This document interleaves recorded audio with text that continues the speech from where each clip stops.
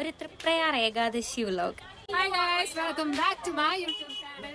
ഞാൻ ഇപ്പൊ തന്നെ പ്രാക്ടീസ് ചെയ്യുന്നു യൂട്യൂബ് ചാനലിനാക്കും.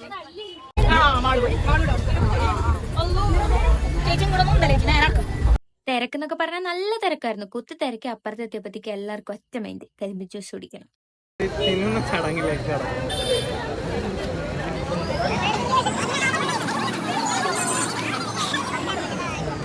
ആ പാനിപൂരി തിന്നതിന്റെ ക്ഷീണം മാറ്റാനും പിന്നെ ഉപ്പിലിട്ടത് തിന്നാതെ എങ്ങനെ ഏകാദശി വൈബ് സെറ്റ് ആവുക. അതുകൊണ്ട് നമ്മൾ ഒരു 50 രൂപേന്റെ കവറങ്ങ് വാങ്ങിച്ചു.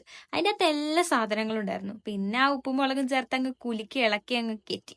അത് കഴിഞ്ഞപ്പോ പിന്നെ ഞങ്ങളുടെ പോലെ തേരാ പാര നടക്കുന്ന ഞങ്ങളുടെ ബാക്കി ടീംസിനെ കണ്ടു ഗൈസ്.